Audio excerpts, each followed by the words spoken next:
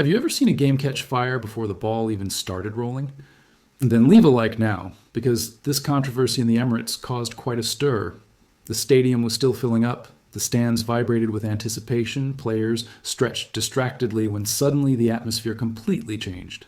Loud shouts, curses echoing across the pitch, fingers pointed, and a coach completely out of control. The scene seemed like a script for a decisive derby, but it happened during the warm-up and put Arsenal and Chelsea at the center of a discussion that exploded behind the scenes of English football. It all started when Chelsea manager Liam Rosenior lost his temper upon noticing members of Arsenal's coaching staff encroaching on his team's designated area during warm-up. It wasn't a polite complaint. It wasn't a whispered conversation. It was a shout, the kind that echoes across the pitch and reaches the stands. "Stay in your fucking half!" Those nearby felt the tension. Players paused for a second, staff exchanged glances, and it became clear that this Carabao Cup semi-final wouldn't be decided solely in 90 minutes. After the game, Rosenior made a point of explaining that he wasn't speaking to the players, but directly to the Arsenal coaches. In his view, there was an invasion of territory, breach of respect, and total disorganization during Chelsea's warm-up. For those who experience football from the inside, this is no small detail. Warm-up is a ritual. It's about concentration. It's the moment when the player mentally enters the game. When someone crosses that line, even without clear intent, the message sounds like a provocation. Rosenior was direct. He said he would never allow his own staff to invade the opponent's space, and that, at that moment, he felt his team was disrespected.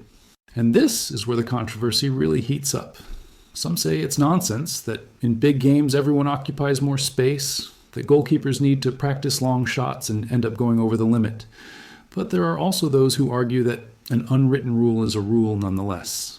If everyone doesn't respect their side before the game, what's left when the ball is rolling? In high-level football, these small attitudes affect the psychology and create a warlike atmosphere even before the initial whistle. Amidst all this confusion, MIKEL Arteta stepped in with a very different approach. Instead of retaliating or downplaying the incident, the Arsenal manager chose to extinguish the fire. In the press conference before the match against Sunderland, he publicly apologized to Rosenior. He said that Arsenal respects all clubs and all professionals, and that if anyone on the staff crossed the line, an apology had been offered. Arteta further explained that such situations happen frequently, especially when training involves long balls and greater use of the field, but made it clear that there was no intention of disrespect. Quick pause. Here, if you think this was just a misunderstanding or clear lack of respect, write it in the comments now, because this discussion divides fans. The curious detail is that, even after all the irritation, Rosenior made a point of praising Arteta. He called the Spaniard a fantastic coach, someone he respects.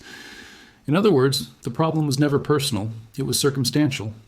A specific moment, an invisible line crossed, a limit that, in the Chelsea coach's mind, should not have been crossed. This shows how modern football lives on the edge of tension, where any gesture becomes a symbol of provocation or rudeness. While the internet was buzzing with controversy, Arteta took the opportunity to update Arsenal fans on what really matters: the medical department.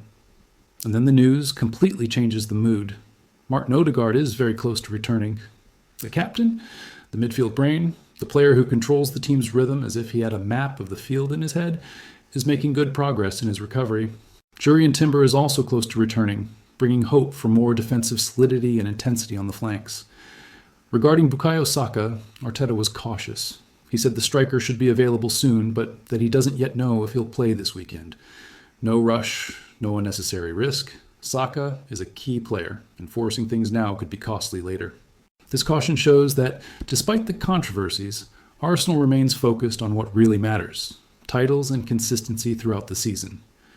Now, returning to the central point of this story, the big question remains: did Rosenior exaggerate and turn something common into a storm? Or did Arsenal really cross the line and lack basic respect during the warm-up? In an increasingly competitive football environment where every detail becomes a psychological weapon, episodes like this tend to repeat themselves, and each fan will see them in their own way. If you've made it this far, leave a like to support us. Share it with that friend who loves a good football controversy, and comment below: which side are you on in this Arsenal versus Chelsea conflict? Because this discussion is going to continue for a long time.